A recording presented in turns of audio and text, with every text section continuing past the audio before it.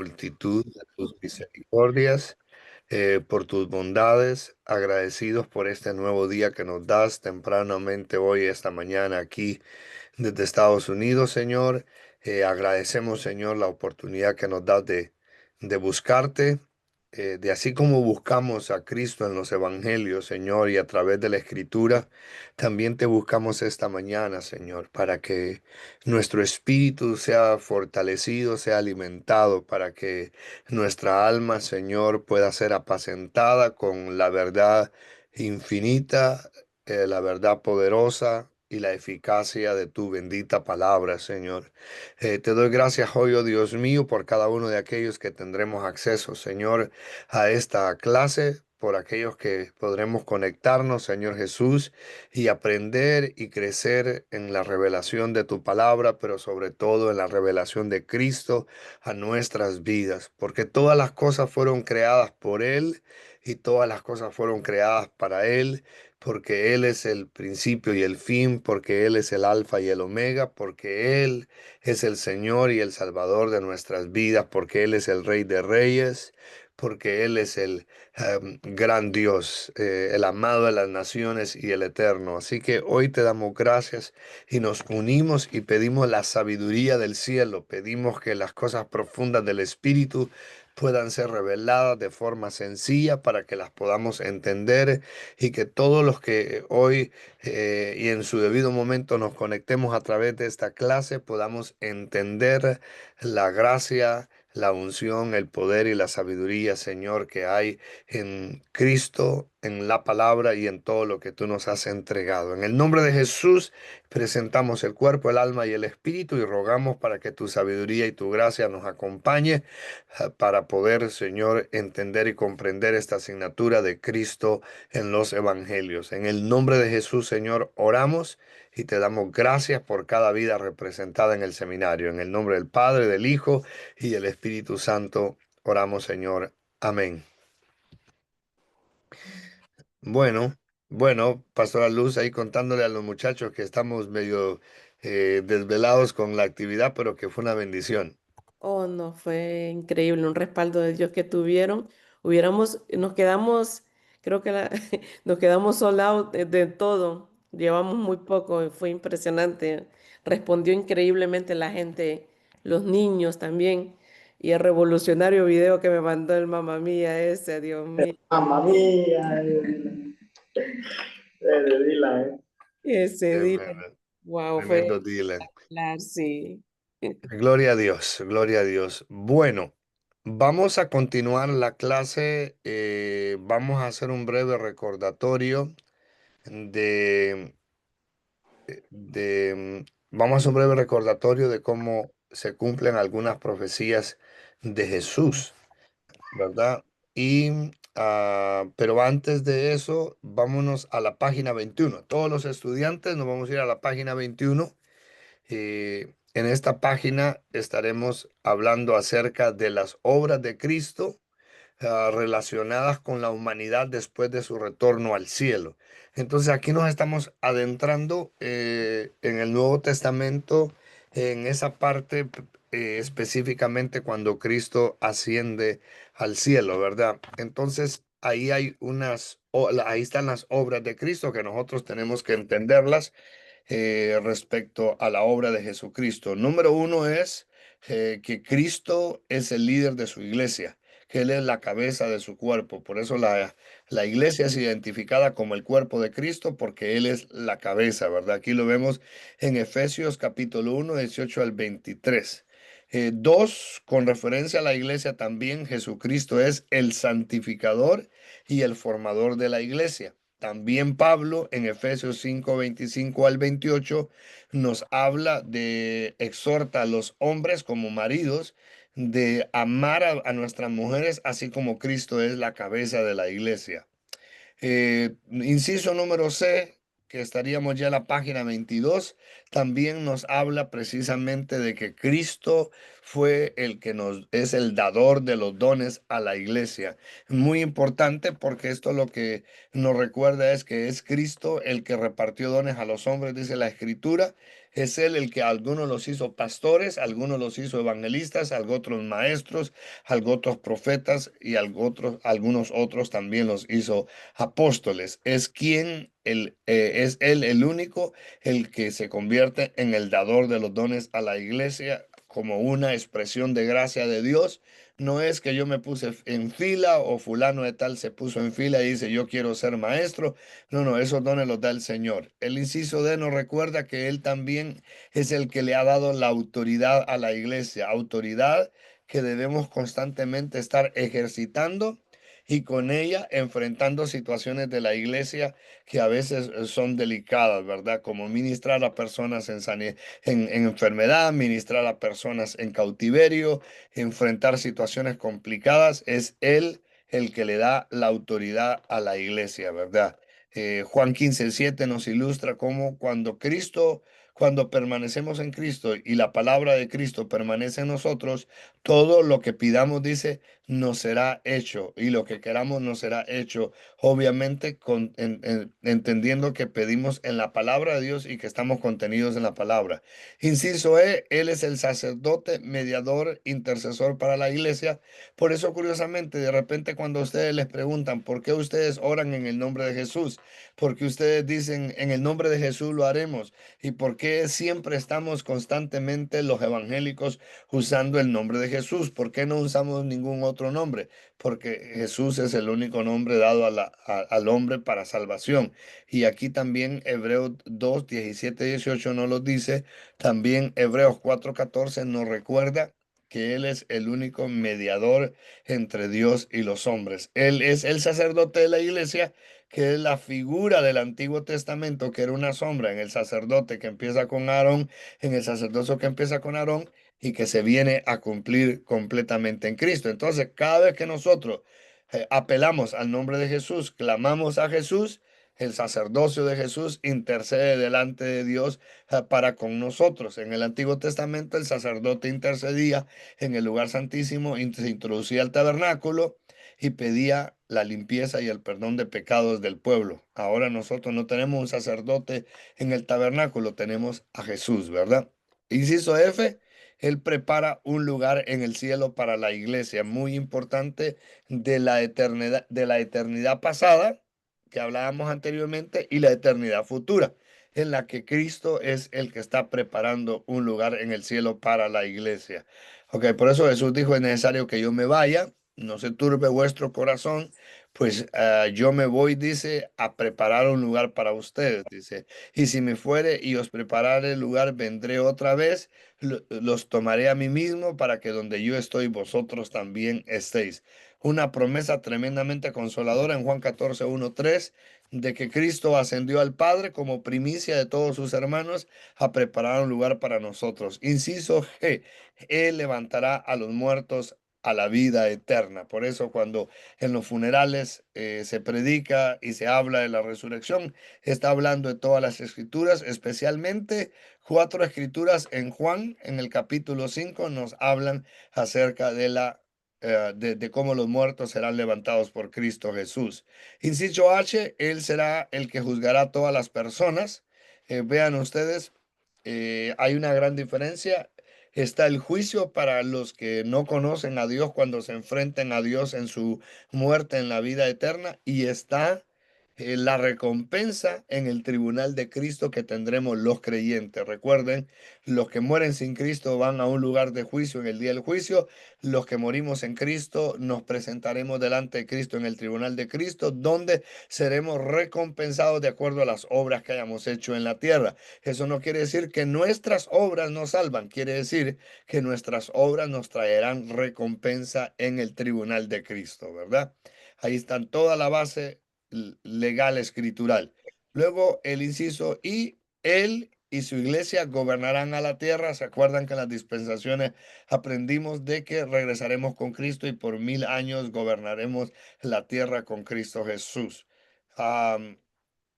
Luego tenemos en el inciso 4, página 25, todas las profecías las profecías mesiánicas cumplidas en Jesucristo, ¿verdad? Vamos a pararnos, vamos a avanzar rápidamente con ellas. Una es que la semilla de una mujer tiene que ver con la profecía de que nacería de una virgen, cumplido en María, luego que la semilla fue prometida a Abraham, Isaac y Jacob, donde el Señor le habla de que será bendito entre todas las familias, inciso C, será el Mesías, será descendiente de la tribu de Judá. Ahí vemos a Génesis 49:10. Mateo 1:2 lo vemos cumplido, en Apocalipsis 5:5 vuelve a ser ratificado lo que en el Antiguo Testamento a Abraham se le había profetizado, lo que dice la Escritura: no será quitado el cetro de Judá ni el legislador de entre sus pies hasta que venga Silo, y a él se congregarán los pueblos. Inciso D, será heredero al trono de David. Isaías 9:7 habla de lo dilotado de su imperio, la paz no tendrá límite, y el trono, sobre el trono de David y sobre su reino, hablando de que vendrá. Mateo 1:1 lo confirma, libro de la genealogía de Jesucristo, hijo de David, hijo de David, hijo de Abraham. Inciso E, profecía mesiánica cumplida en Cristo, nace en Belén de Judea. F nace de una virgen, será llamado Emanuel, profecía cumplida. Isaías también 7:8 lo profetiza, Mateo 1:23 es cumplido. Eh, Inciso H, la matanza de los infantes en Belén. Inciso I, huida de Egipto, también se cumple esta palabra cuando dice: y él despertando tomó de noche al niño y a su madre y se fue a Egipto y estuvo allá hasta la muerte de Herodes, para que se cumpliese lo que dijo el Señor por medio del profeta cuando dijo: de Egipto llamé a mi hijo. Oseas 11:1 se cumplió en Mateo 2:14-15. Inciso J, ministerio en Galilea. Vemos cómo el ministerio de Jesucristo se llevó a cabo en Galilea, aunque él habitó en Capernaum, aunque él nació en otro lugar, él eh, realizó su ministerio en Galilea. Reconocido como un profeta, Deuteronomio a 18 habla de eso, Juan 6 se cumple. L, un sacerdote como Melquisedec. Melquisedec, cuando se encuentra con Abraham, vino a ser la figura profética mesiánica de que Jesús sería el gran sacerdote. Vámonos a la página 29. Inciso M, sería rechazado por los judíos. San Juan 1:11 lo confirma. Isaías 53:3 dice: despreciado y desechado entre los hombres, varón de dolores, experimentado en quebranto, y como que escondimos de él el rostro, fue menospreciado y no lo estimamos. Lucas 4:28-29 nos habla del rechazo de Jesucristo. Luego el inciso N nos habla de cómo se cumple la profecía cuando él entra triunfante a Jerusalén. El inciso O nos habla de cómo fue traicionado por un amigo.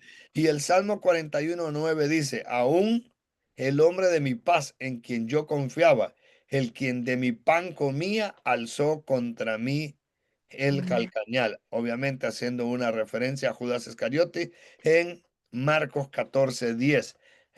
Inciso letra P, vendido por 30 piezas de plata. Zacarías 11:12 dice: y les dije, si os parece bien, dadme mi salario, y si no, dejadlo. Y pesaron por mi salario 30 piezas de plata. Impresionante. Impresionante que estas profecías hayan sido dadas miles de años atrás y con exactitud se hayan cumplido en Cristo el Mesías. Letra Q, la plata intercambiada por el campo de un alfarero, donde él sería luego sepultado. Inciso R, acusado por falsos testigos. Inciso S, silencioso en respuesta a los acusadores, él se queda callado. Golpeado con violencia y disputado. Isaías 50, cuánta profecía se cumple de Jesucristo dada en Isaías. Por eso es que a Isaías se le llama el Evangelio del Antiguo Testamento. Así le llaman los teólogos. Inciso U, odiado sin causa. Inciso B, sufrido por la causa de otros. También Isaías 53 nos habla cómo sufrió por nosotros. Ciertamente Él llevó nuestras enfermedades y sufrió nuestros dolores y nosotros le tuvimos por azotado, por herido de Dios y abatido. Bendito sea el Señor.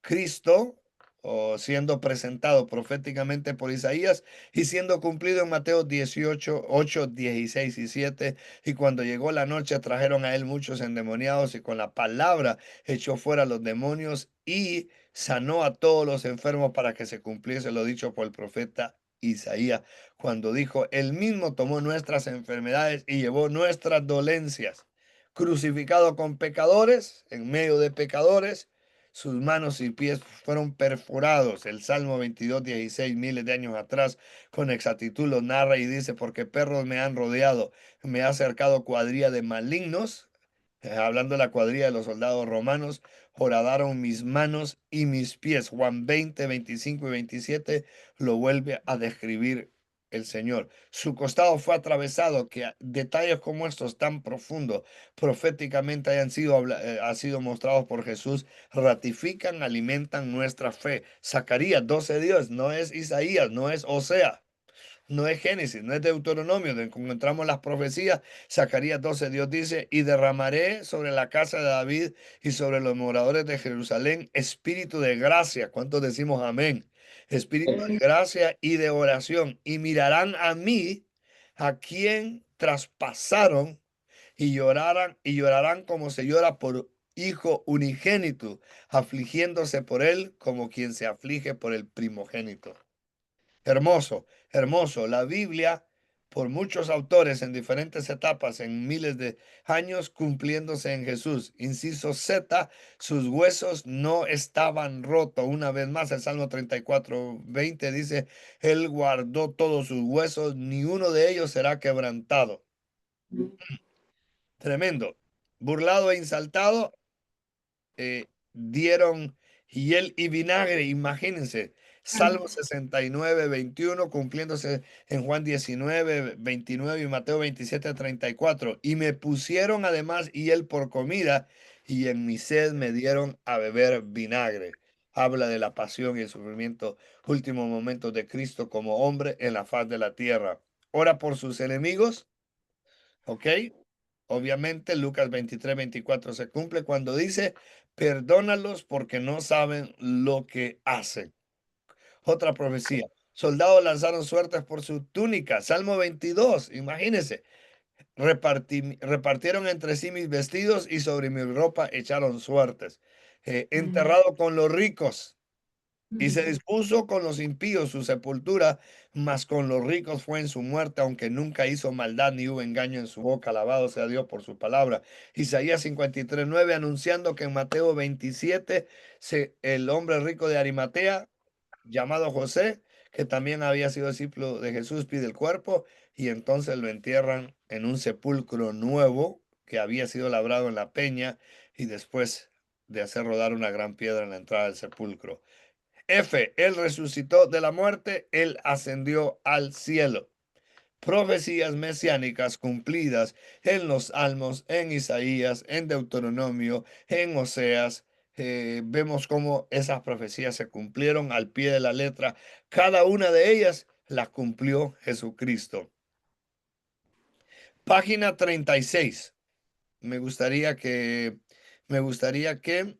eh, pueda Marta leerme el inciso B y me lea hasta el inciso A y el inciso B donde termina que dice diferentes autores.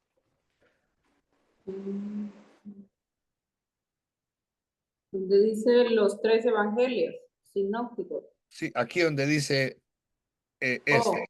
Sí. La cuenta de la vida de Jesucristo en Perdón, la tierra. Martita, y para todos los seminaristas, ahí en realidad lo que debería ser bien traducido es el relato de la vida de Jesucristo, debería decir ahí, ¿ok? Ok, el relato de la vida de Jesucristo en la tierra se registra en los 4 evangelios, Mateo, Marcos, Lucas y Juan. El inciso A, antecedentes. Estos 4 evangelios o buenas nuevas, reportes sobre Jesucristo, fueron escritos por hombres que lo conocieron personalmente. Los evangelios eran escritos en un periodo de aproximadamente 30 años por seguidores de Cristo en una variedad de fondos sociales, educativos, y cada uno proporciona una única perspectiva y énfasis, retratando a Jesús como un hombre perfecto y Dios santo. Sigo. Sí, Él ve los tres evangelios sinópticos, Mateo, Marcos y Lucas. Son conocidos como sinópticos, significado para ver juntos. Mucho del material que ellos presentan es común a todos los tres libros. La mayoría de Marcos se contiene en los otros dos libros. Sobre 2 y 3 de Mateo es registrado semejante por los otros, y la mitad de Lucas también se encuentra en Mateo y Marcos. ¿Cuál podría ser el propósito para las tales repeticiones claras?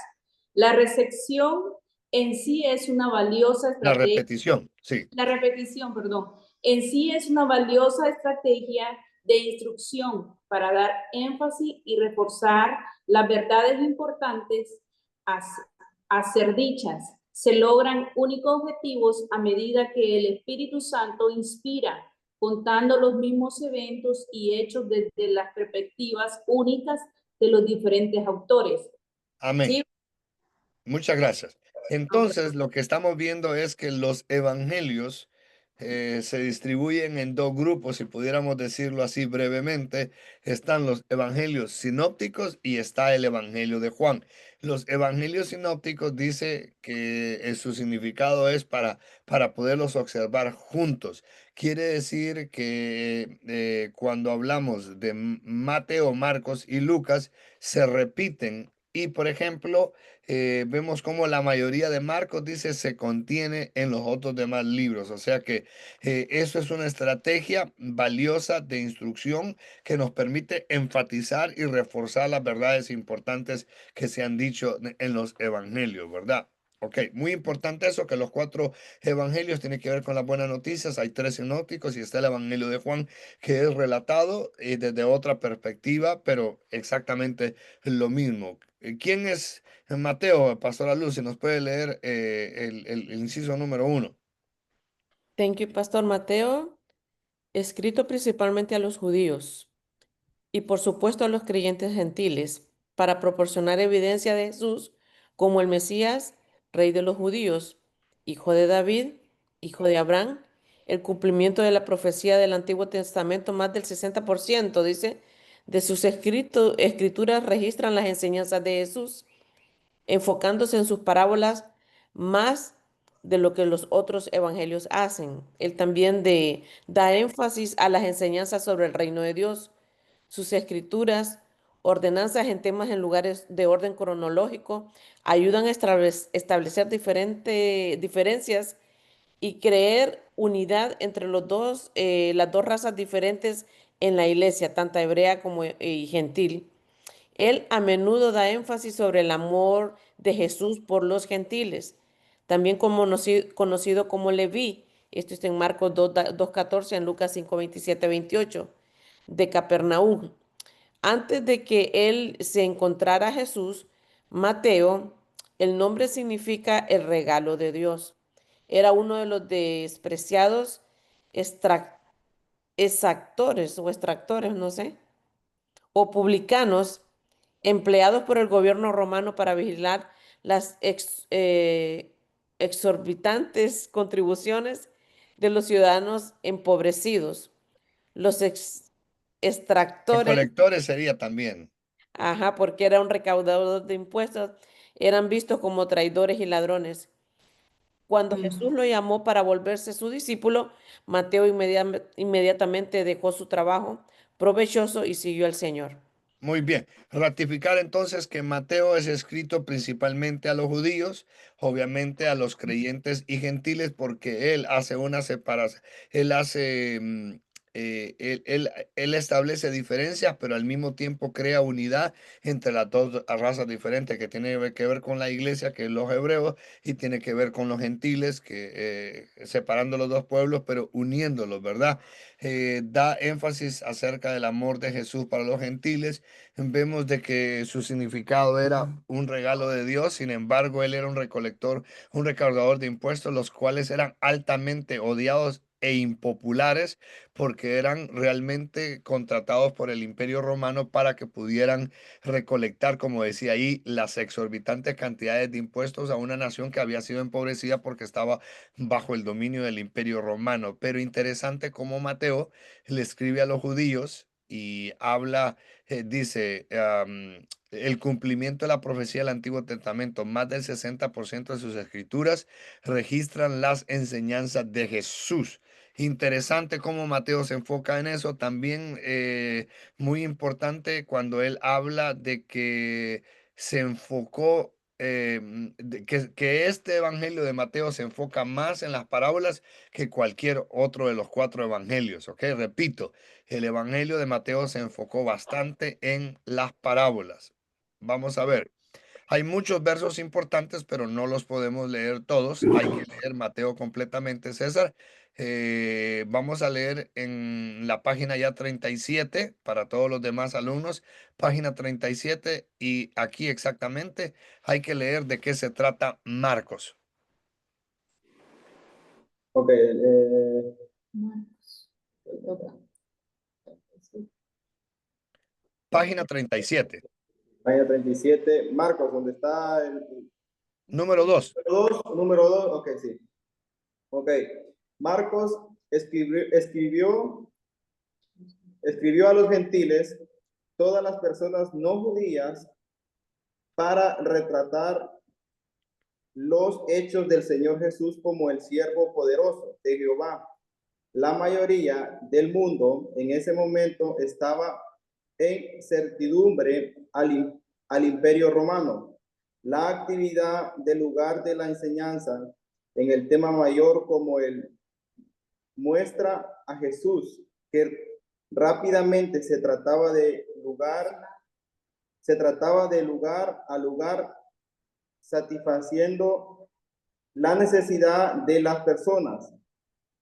Stringway o inmediatamente se usa 41 veces en este libro. Aunque la mayoría de los siervos estaban bajo autoridad, Jesús es el siervo poderoso con toda la autoridad para servir a Dios. Marcos probablemente era un testigo ocular sobre los eventos que se escribió en vivo en Jerusalén con su madre, María, donde ellos organizaban las reuniones de iglesias en su casa. Hechos 12, 1 al 19. Marcos es probable el joven hombre mencionado en el escrito de la crucifixión de Jesús. Interesante ver cómo Mateo era orientado hacia los judíos y hacía una separación y al mismo tiempo ayudaba a crear unidad entre los hebreos y los gentiles. Marcos se enfoca en escribirle a las personas que no eran judías para sacar una figura completa de quién había sido Jesucristo, mientras Mateo hablaba como rey y Mesías en Jesús, un lenguaje que era mucho más conocido para el pueblo judío. Marcos describe a Jesús como el siervo poderoso. Muy interesante que recalquemos que dice que por 41 veces es mencionado que Jesús inmediatamente se traslada de un lugar a otro para satisfacer las necesidades de las personas. Entonces, cuando hay 41 menciones específicas de Jesús como siervo, habla del espíritu, habla de la identidad y del carácter de Jesús como un siervo para los demás, que es una gran enseñanza para nosotros los seminaristas. No podemos pretender ser pastores, ser misioneros, ser evangelistas, ser diáconos, ser líderes, ser ovejas, lo que queramos, cualquier estructura que tengamos en las iglesias, si no tenemos una vocación, un compromiso, una cuota de sacrificio, si no hacemos cálculos de que ser líderes en el cuerpo de Cristo, en la iglesia, es ser siervos de los demás. Es un concepto trastornado donde mucha gente quiere ser líderes en la iglesia por el título y por ser expuestos públicamente que son líderes. En el reino de los cielos es ser siervo de los demás, lo que representa a ser líderes y cristianos. Marco lo describe, se ve que era un muchacho joven, según lo que dice la escritura, y fue un testigo ocular, poderoso, poderoso. El versículo clave, insisto, para los que estamos pastoreando, que vamos a pastorear, que vamos a liderar, que vamos a servir, dice Marcos 10:45. Esto es lo que define a un líder, no lo demás, porque el Hijo del Hombre no vino para ser servido, sino para servir y para dar su vida en rescate por muchos. Que nadie se meta a querer tener títulos, que nadie se meta a querer ser pastor evangelista, que nadie se meta a querer servir o querer ser esto o lo otro, si no está dispuesto a servirle a los demás. Sencillo, qué concepto poderoso de Marcos. Me encanta, me encanta, me encanta. Pastora Luz, léenos Lucas, por favor. Número 3, Lucas, el primer evangelio escrito. Se dirigió a toda la humanidad, sobre todo al mundo griego hablado, para mostrar a Jesús como el hombre perfecto, sus buenas noticias, incluyendo la pasión y ministerio de Jesús Incluyeron.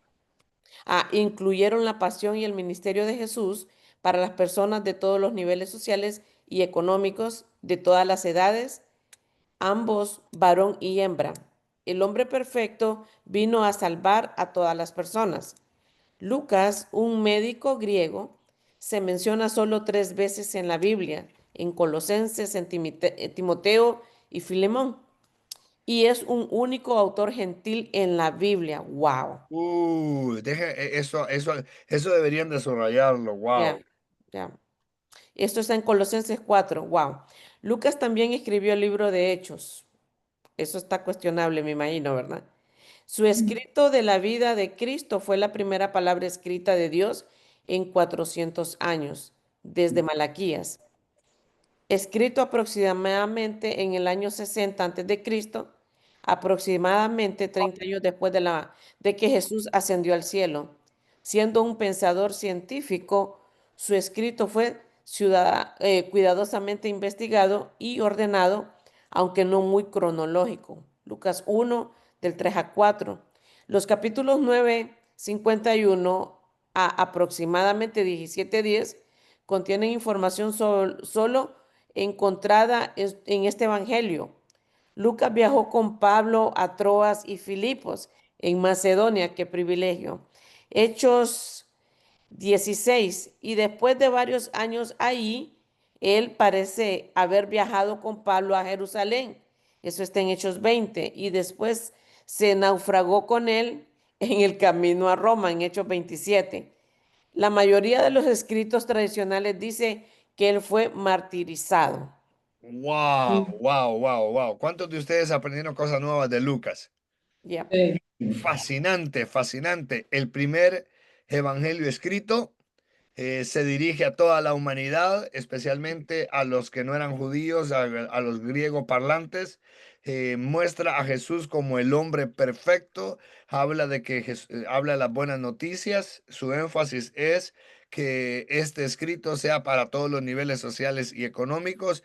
Ratifica que es un hombre perfecto el que describe Lucas. Es un médico griego, se menciona solamente 3 veces en la Biblia. Su escrito fue más o menos 400 años desde Malaquías. Fue escrito en el año 60 aproximadamente. Era un pensador científico que cuidadosamente investigó y ordenó el Evangelio, obviamente por su nivel de preparación.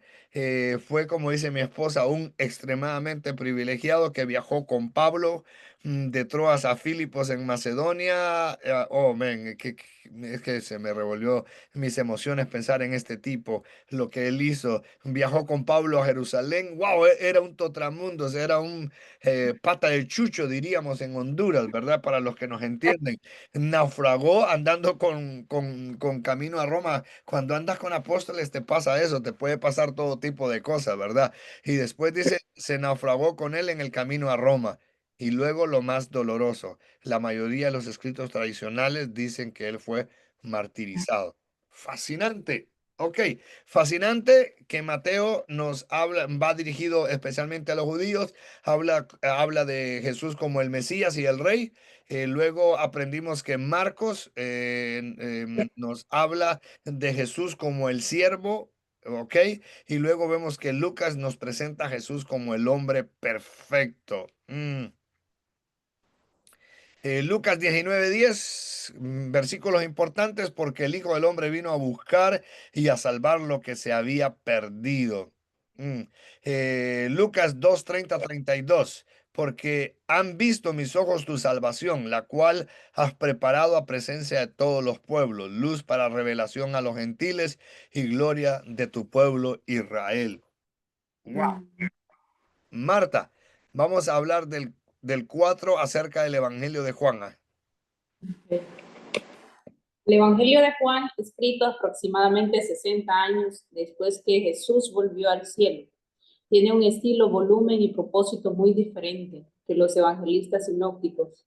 Él escribió sobre todo a la iglesia del año 90 después de Cristo, así como a todos los no creyentes para mostrar evidencia de que el hombre perfecto, Jesús, también era Dios todopoderoso, omnipotente, quien tenía poder para conceder vida eterna a todos los que creen en él.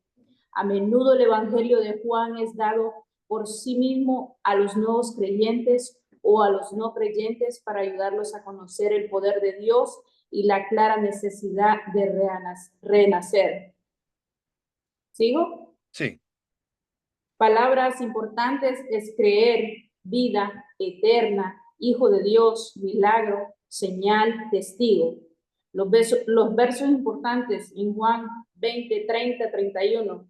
Hizo además Jesús muchas otras señales en presencia de sus discípulos, las cuales no están escritas en este libro, pero estas se han escrito para que creáis que Jesús es el Cristo, el Hijo de Dios, y para que creyendo tengas vida en su nombre. Juan registró 7 actos milagrosos que demostraron el poder divino de Jesús. El número 1, transformando el agua en vino.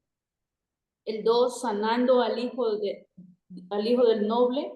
El tercero, sanando al hombre impotente.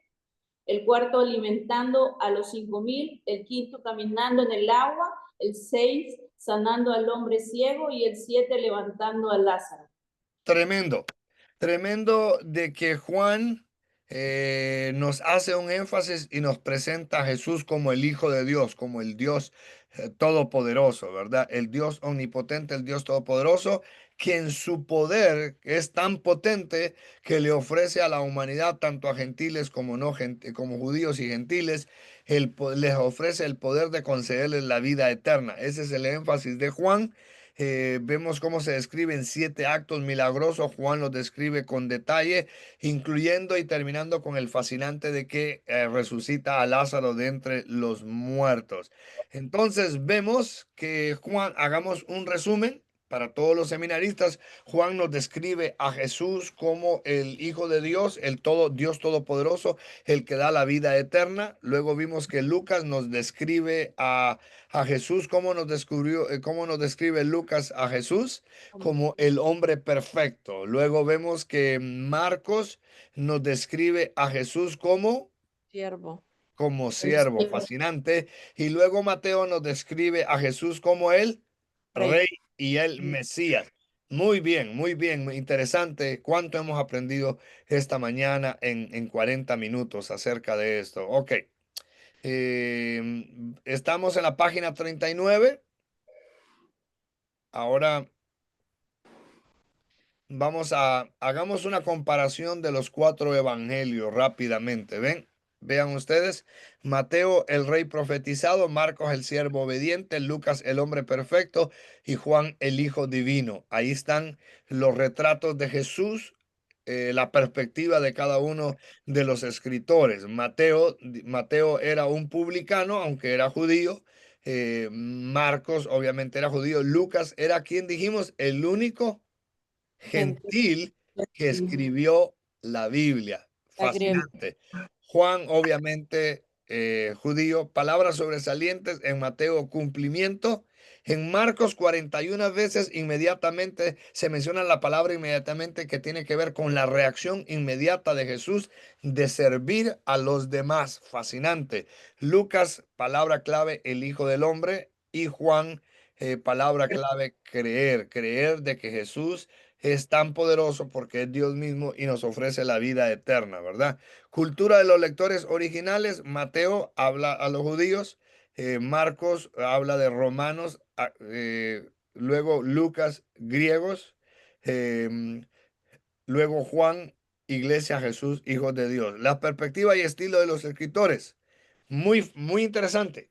Perspectiva y estilo de los escritores. Mateo es un Maestro. maestro, Marcos, un predicador, Lucas, un doctor, con razón me fascina Lucas, debo de aceptarlo. Juan me acerca a Jesús, pero Lucas me mete en un contexto como donde puedo sentir, percibir todas las cosas alrededor mía. Ahora lo entiendo por qué. Entonces, Mateo como un maestro, Marcos como un predicador, Lucas como un doctor investigador y Juan como un teólogo, especialmente cuando leemos Juan 15:1, Juan 1:11, Juan 1:12, Juan 17. Ahí vemos de que Juan era un teólogo, el cercano a Jesús, el que nos trae tanta profundidad y el que nos desmenuza el Cordero de Dios como un teólogo. Lucas describe fascinantemente su evangelio. Por eso es que escuchando esto y aprendiendo más hoy de Lucas, podría yo, si me preguntaran, yo llegaría a la conclusión con certeza en mi corazón que Lucas es el escritor de Hechos. Ah, ¿Ok? Fascinante. Porque eso es lo que aprendimos también hoy, ¿verdad? De que era probablemente él el escritor de Hechos, ¿verdad? Sí, sin certeza alguna. Ok, secciones destacadas. Vemos que Mateo nos habla de sermones porque hace mucho énfasis en las parábolas. Marco nos habla de milagros, tiene que ver con el servicio a los demás. Lucas nos habla de parábolas y vemos que Juan nos habla de doctrinas. Mateo menciona la ley porque va orientándose a los judíos. ¿Quién sigue? Marcos, Marcos Marcos. nos habla del poder de Dios. eh, Lucas, Lucas nos presenta la gracia. Tenía que ser un doctor hablándonos de la gracia. Un Juan, gentil entendiendo la gracia de diferente manera. Y luego Juan nos habla de la gloria presente y futura. Por eso nos muestra de la gloria, ¿verdad? Y luego tenemos las divisiones extensas, los sinópticos que enfatizan la humanidad de Cristo desde un lado exterior y terrenal. Y el cuarto evangelio que enfatiza la deidad de Cristo. Ok, vamos a avanzar un poco.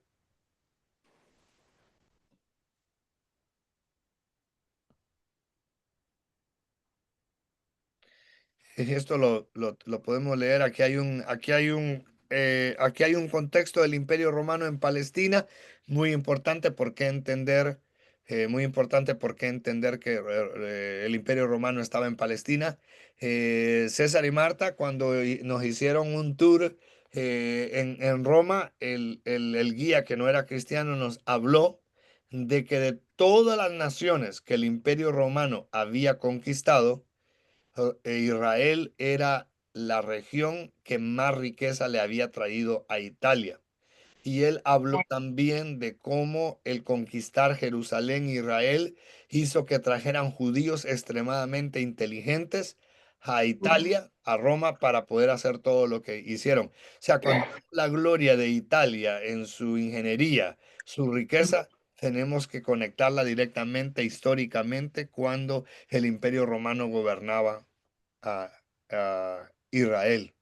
Así que cuando la gente admira a Italia, realmente está admirando la cultura judía, Por eso Ujú. entonces la propiedad de Anagnia no es de extrañar que tenga olivos, cipreses y viñeros, porque son influencias judías desde los siglos. Probablemente los judíos fueron los que hicieron esa siembra combinada de olivos y de uvas que tiene mucha simbología. Interesante es esa en la propiedad de Anania que están los olivos y a la par van los olivos sembrados. Perdón, los olivos.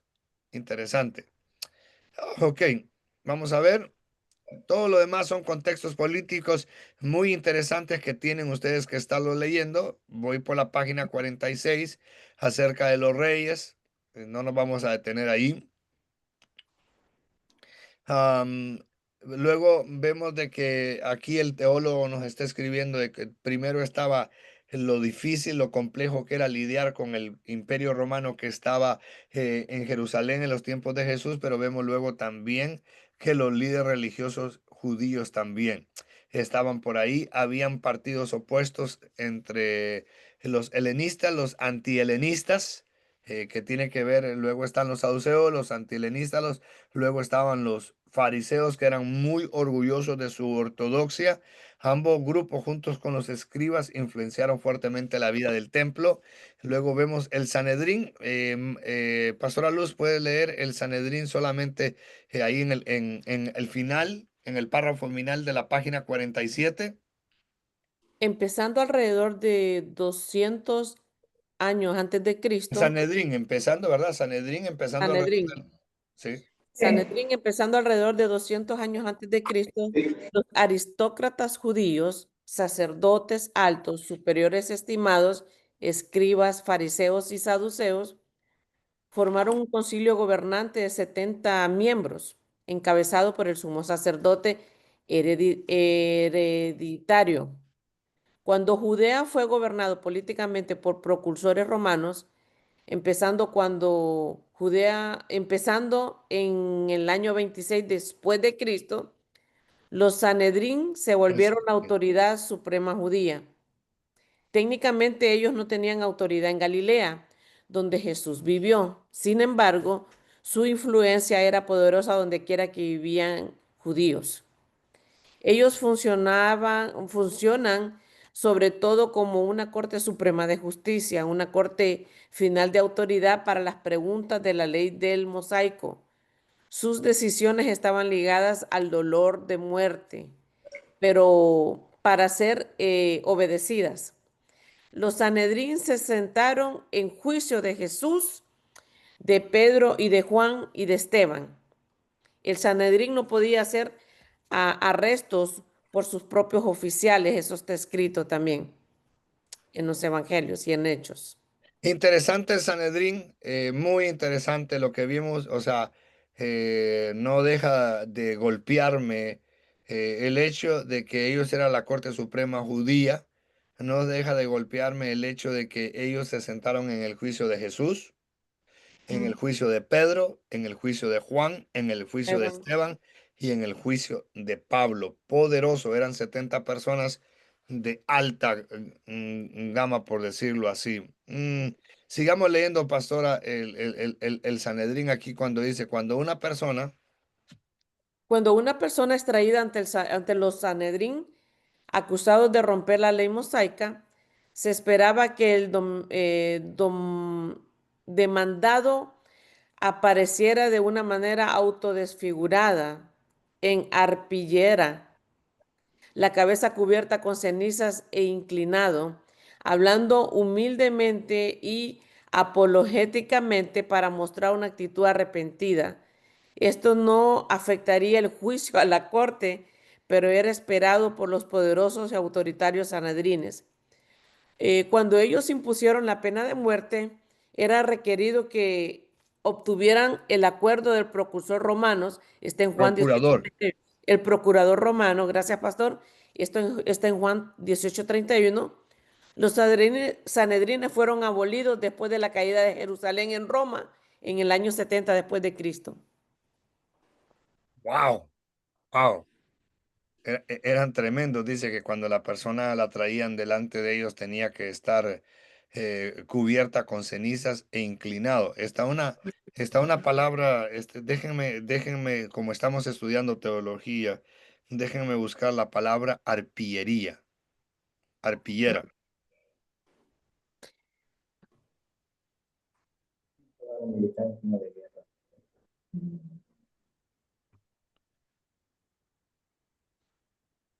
Arpillera se refiere a un tejido vasto y resistente, generalmente hecho de fibras vegetales, utilizado para hacer sacos. Entonces, ahí creo que va el asunto. También puede referirse a una tela de saco o tela burda que se utiliza para proteger cosas del polvo y el agua o para manualidades. O sea que te vestías humillado. Un Al- vestido, un en despojo, te ponían un despojo de vestido, es lo que Sí, entiendo. para nosotros los centroamericanos, no sea para los sudamericanos y en México probablemente lo mismo, era que los sacos donde tú ponías granos de eso te vestían como una forma humillante de estar de acuerdo al Sanedrín. Ah, por eso cuando ven la pasión de Cristo, ustedes ven como Jesús va como vestido, como en una forma de saco, porque el Sanedrín exigía que así fueran vestidos. Fascinante, ¿verdad? Eh, Ujú. vamos a ver. em, Vamos a ver de los saduceos, Martita, solo el inciso 2 hasta donde dice los fariseos. Vamos a conocer un poquito de los saduceos. Dice, los saduceos, el más poderoso de los grupos religiosos judíos, incluidos los fariseos y los esenes, que gobernó sobre la vida nacional judía a través del poder político e influencia en Palestina en tiempo de Jesús. Wow. Ellos eran adinerados, aristócratas de familias sumos sacerdotales que se volvieron un grupo gobernante poderoso. Durante la edad regla griega, 300 años antes de Cristo, ellos no tuvieron respeto por las tradiciones religiosas desarrolladas a través del estudio e interpretación de la ley mosaica por los escribas. Siendo mundanos, ellos tenían poco interés verdadero en conservar creencias y culturas judías, pero en materiales de la ley insistieron que la única verdadera ley estaba en las palabras escritas de Moisés, nada más.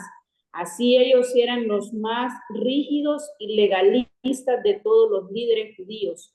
Ellos insistieron en este tipo de justicia moral, ojo por ojo, diente por diente, acerca de la adhesión diaria a prácticas limpias versus sucias. Ellos criticaron a los fariseos por sus reglas extrañas o incoherentes desarrolladas por tradiciones del hombre. Además, su adhesión estricta a la carta de la ley, saduceos tuvieron algunas diferencias doctrinales con los fariseos. No que ahí no, que no fueras a caer con esos tipos, ¿verdad? Esos tipos no amagaban, ¿verdad? Me parece curioso que solo creían en las palabras de Moisés y respetaban las tradiciones de los fariseos, no se llevaban bien con los fariseos. Dice que eran adinerados, aristócratas de familias sumos sacerdotales. Uf, no quería, yo no me hubieran gustado como amigos tampoco a mí. Eso creo que son los ortodoxos del presente, creo. Dice que rechazaron, no, interesante, mami, porque dice que ellos rechazaron la idea de la resurrección corporal, dice, o cualquier forma de vida después de la vida. O sea que eran unos tipos malos esto, porque ni en la resurrección creían tan siquiera. También rechazaban la existencia de los ángeles o cualquier ser espiritual, santo Dios. Al contrario, los fariseos rechazaban cualquier pensamiento de Dios, trabajando juntamente con el hombre para completar la posición predestinada del hombre con el plan de Dios. Santo Dios, Wow. ¿quiénes eran ¿Y estos? Israel? Israel, Úfale, me asusté solo escuchando su descripción. en esas manos estuvo Jesús, ¿no? Tremendo. Escriba, los estudiantes no sacerdotales de la ley Moisés. Escriba, si, literalmente significa aprendió en la ley o jurista o maestro de la ley. Ahí nos vamos a quedar, imagínense lo demás. No tenemos tiempo, pero qué fascinante. Por favor, seminaristas, aprovechen este material que les ha llegado a sus manos. Le digo a los de México, le digo a los de Honduras, le digo a los estadounidenses, a todos, por favor. Eh, hola, Dylan, mamma mía. Qué alto, se ve altísimo. Por favor, aprovechen este material fascinante. Aprovechen. César y Marta, ya empezamos a anunciar. Ya los de México están apuntados. 3 de México regresarán el otro año a recibir la epístola de los romanos a Italia otra vez. Ya me dijeron que solo mandemos costo y todo para empezar a ahorrar porque ellos van a regresar a Italia con la buena excusa de ir a recibir la clase de romano. Así que confío, César y Marta, que el otro año estaremos llevando unas 30 personas a tomar la clase de romanos. Vamos a organizarnos mejor, Pastora Luz. No haga esos gestos, Pastora Luz, por favor. Por lo menos, vamos a poner un cupo limitado de 30 personas porque sí se van a venir un montón de personas a tomar romanos. Ya no sé por qué les dije eso. Me refería de lo fascinante que es este material y que hay que leerlo, hay que leerlo, hay que estudiarlo. Por favor, por favor. Los fariseos, ¿qué tal les parece si vemos un poco a los fariseos? Tomaron su nombre de la palabra faraón. La traducción literal significa los separados, reflejando su esfuerzo para separarse de la influencia mundana de gobernantes griegos sobre los gobernantes religiosos judíos durante la edad helenista. Su objetivo se volvió la asociación con la completa ley ceremonial para observarla estrictamente. Ellos eran unos vástagos de los escribas judíos.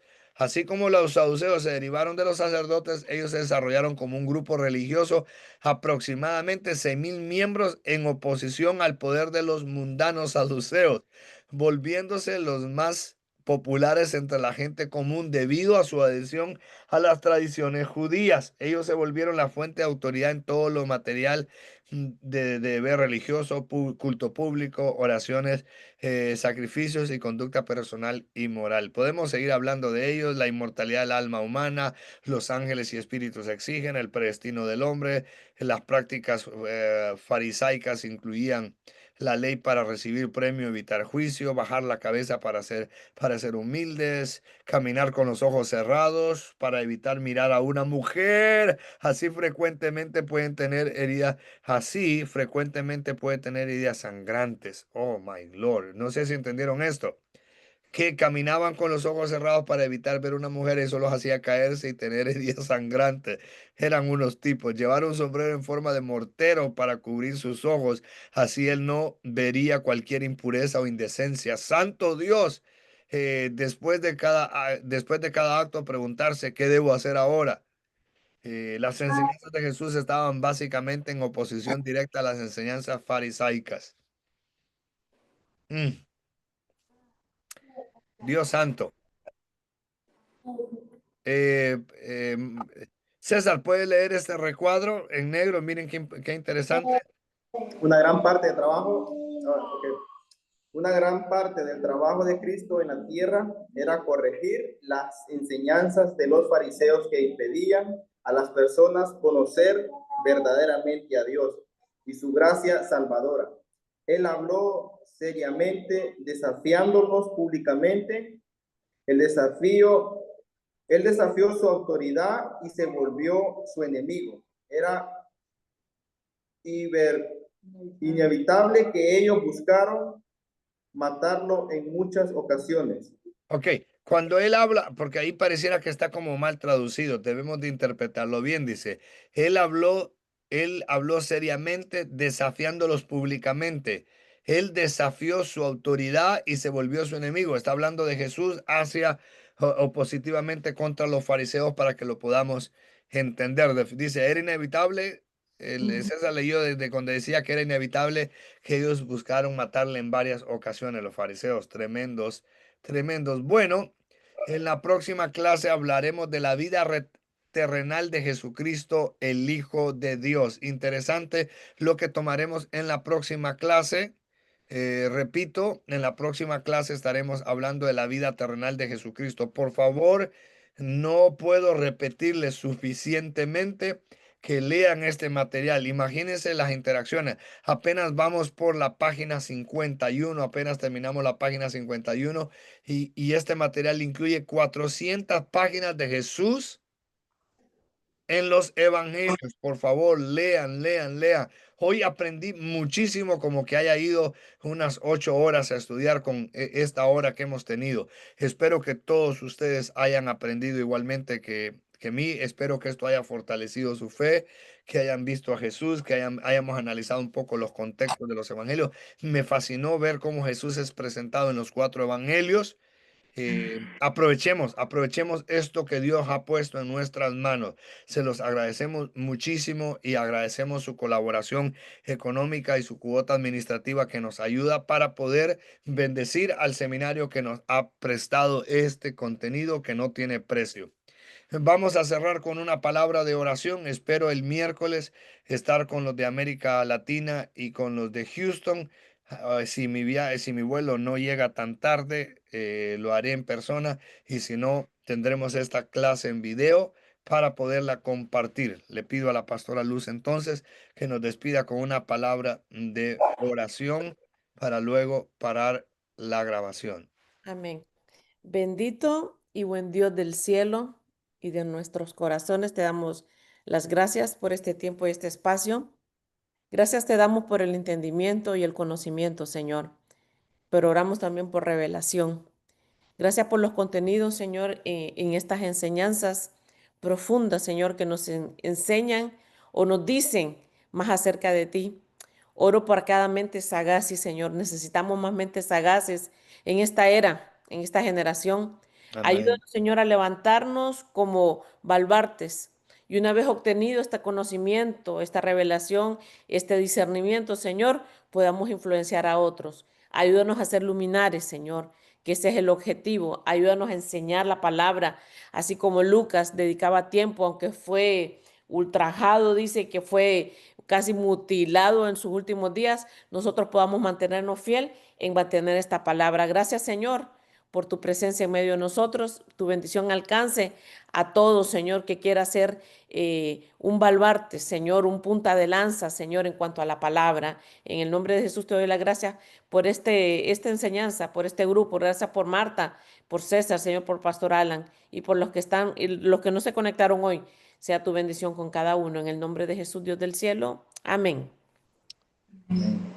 Bueno, Dios me los bendiga. Muchas gracias. Gracias por todo. Una bendición verles.